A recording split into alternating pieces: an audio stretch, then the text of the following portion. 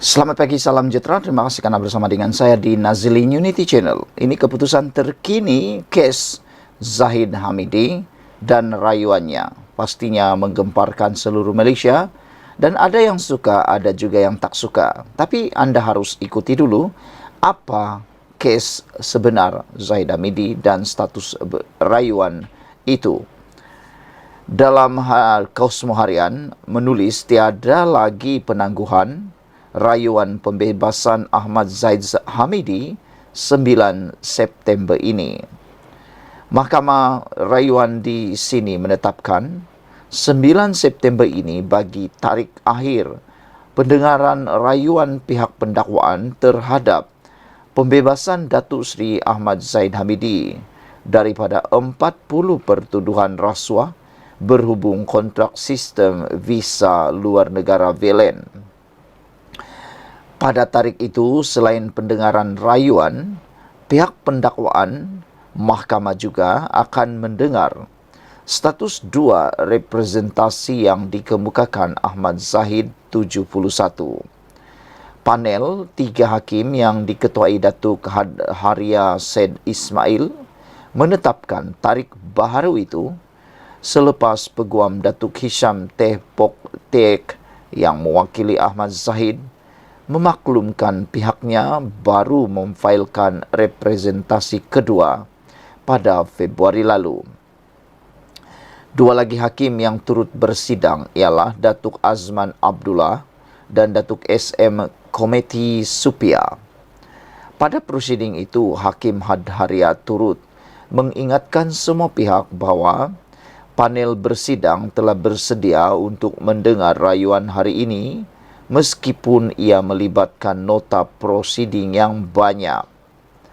Kata Hakim, saya baca rekod rayuan dari A hingga Z. Sampai kes lain pun saya tak sentuh. Nota prosiding terlalu banyak, beribu-ribu muka surat dan memang memenatkan. Saya tidak mahu cakap banyak sebab pihak pendakwaan pun tiada bantahan terhadap permohonan penangguhan. Saya beri tarikh akhir, saya mahu semua perkara berkaitan representasi diputuskan, ujar beliau. Sementara itu, Timbalan Pendakwa Raya, Datuk Muhammad Dusuki Mokhtar, tidak membantah sekiranya penangguhan dibenarkan mahkamah. Dalam petisyen rayuan pada 29 Disember 2022, pihak pendakwaan mengemukakan 14 alasan yang memfokuskan kepada penemuan fakta dan undang-undang yang dibuat oleh Hakim Mahkamah Tinggi mengenai persoalan sama ada terdapat unsur rasuah dalam pemberian dan penerimaan wang dalam kes itu. Pada 23 September 2022, Mahkamah Tinggi Shah Alam melepas dan membebaskan Ahmad Zahid yang kini Timbalan Perdana Menteri daripada semua pertuduhan itu selepas memutuskan bahawa pendakwaan tidak berjaya membuktikan kes prima facie terhadapnya. Pihak pendakwaan kemudian memfailkan notis rayuan kepada Mahkamah Rayuan.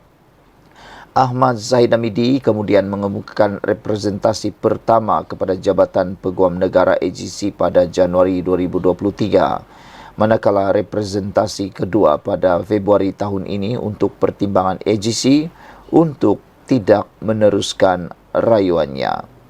Ahmad Zahid menghadapi 33 pertuduhan menerima rasuah berjumlah Singapura dolar 13.56 juta daripada syarikat Alta Kiranas dan Berhad UKSB untuk dirinya sebagai Menteri Dalam Negeri bagi menyambung kontrak syarikat itu sebagai pengendali perkhidmatan pusat sehenti OSC di China dan sistem VLN serta untuk mengekalkan perjanjian kontrak untuk membekalkan sistem bersepadu VLN.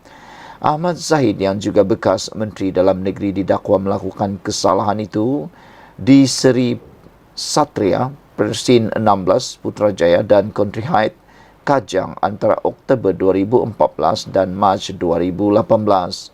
Beliau juga memohon dibicarakan terhadap 33 pertuduhan pilihan di bawah Seksyen 165 Kanun Keseksaan iaitu didakwa atas kapasitinya sebagai Menteri Dalam Negeri atas tuduhan menerima rasuah berjumlah Singapura dolar 13.56 juta berhubung sistem Valen antara tahun 2014 dan 2017.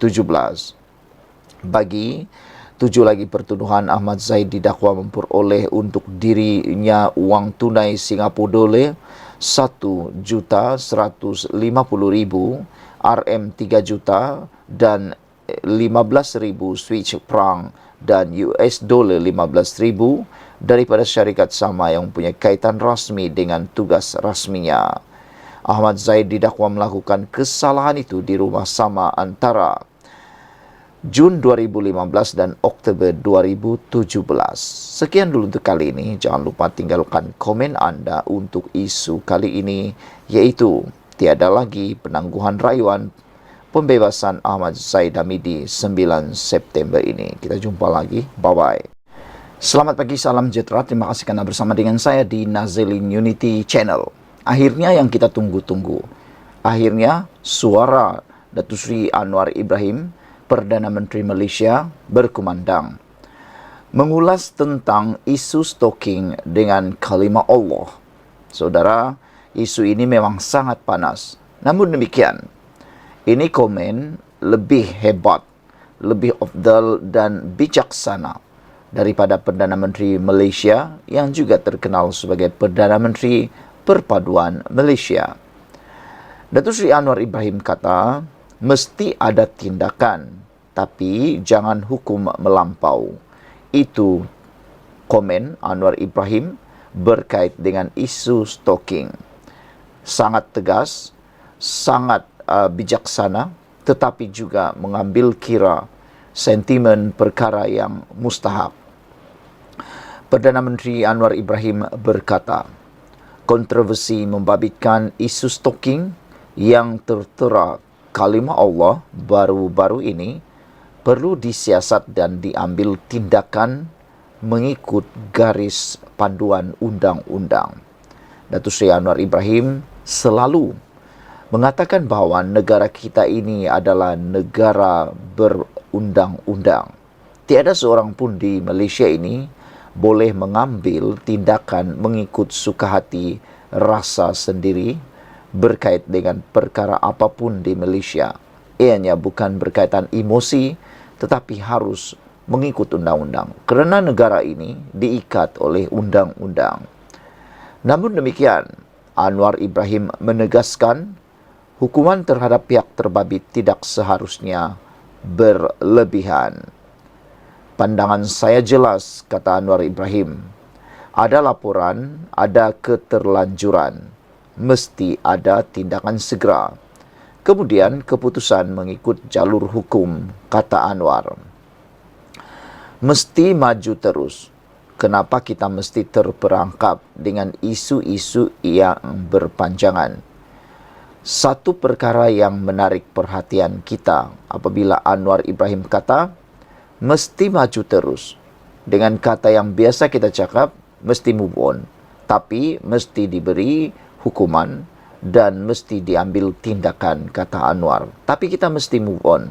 Kenapa kita mesti terperangkap dengan isu-isu ini berpanjangan?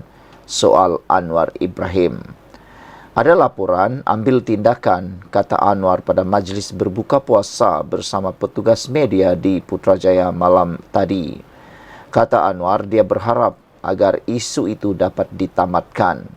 Jangan ada penghinaan terhadap agama, apalagi Islam, kata Anwar Ibrahim. Jangan kita terus dengan perbincangan ini, seolah-olah ada malapetaka besar dalam negara ini. Ambil tindakan tegas, segera, kata beliau. Dan kita kemudian harus maju dalam lapangan yang nak kita terokai. Hukuman pun janganlah hukuman yang melampau. Ada orang lakukan kesalahan sebagaimana kita juga lakukan kesalahan. Janganlah seolah-olah macam mendera orang lebih dari yang sepatutnya, kata Anwar. Mengenai ahli politik dalam kerajaan yang dilihat bertikam lidah mengenai perkara itu, Anwar Ibrahim berkata, kerajaan adalah demokratik dan percaya kepada kebebasan untuk bersuara secara kritis. Dalam kerangka badan politik yang bebas dan demokratik, tak boleh diikut sistem walak. Dalam parti yang mengekang pemikiran bebas, ia tidak mengizinkan. Kita membolehkan, kata Anwar Ibrahim. Kontroversi tercetus minggu lalu apabila gambar stoking yang tertera perkataan Allah dan dijual di kedai kekemat Bandar Sunway tular di media sosial. Susulan kekecohan itu, kekemat mengeluarkan permohonan maaf kepada semua pelanggannya, khususnya masyarakat Islam, dan mengesahkan bahawa tindakan segera telah diambil untuk menghentikan penjualan stoking berkenaan.